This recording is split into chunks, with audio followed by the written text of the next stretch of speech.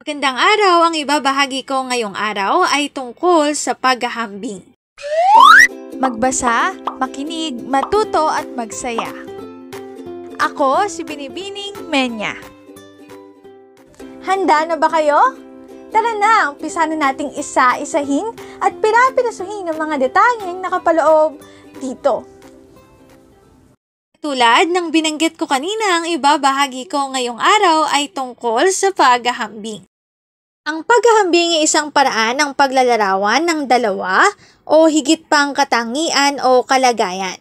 Isa rin itong pamamaraan sa pag-uugnay ng maaaring magkaiba o magkatulad na katangian o kalagayan. Ito ay isang kaantasan ng pang-uri. Ito ay isang mahalagang bahagi ng pagsusuri at pag-unawa sa mga bagay sa paligid natin.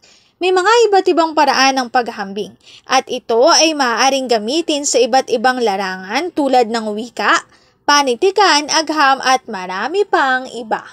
Ang paghahambing ay may dalawang uri.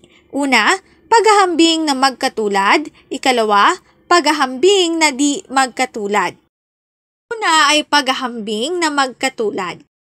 Ginagamit ito kung ang dalawang pinaghahambing ay may patas o pantay na katangian.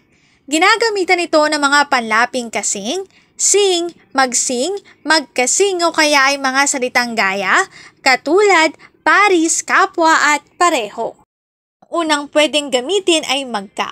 Nangangahulugan din ng kaisahan o pagkakatulad. Halimbawa, magkakutis porselana ang kambal na sina Ana at Ena. Dalawa, paggamit ng sing, sim o sin.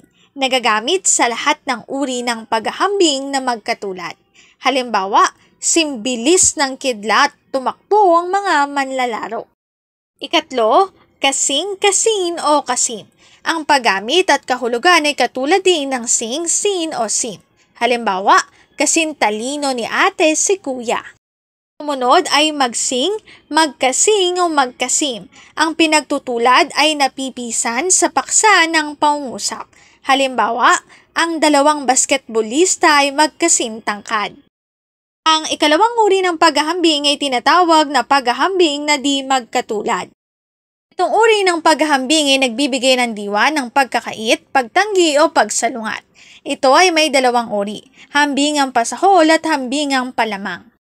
Ang link na ito ang aking sanggunian ng mga nakatalang impormasyon na makikita nyo sa bawat slides. Kung interesado kayo na magbasa pa, maaari nyong bisitahin ang website na ito. Paghahambing. Dito na nagtatapos ang aking pagbabahagi. Sana ay marami kayong natutuhan. Muli, magbasa, makinig, matuto at magsaya. Ako si Binibining Menya. Paalam!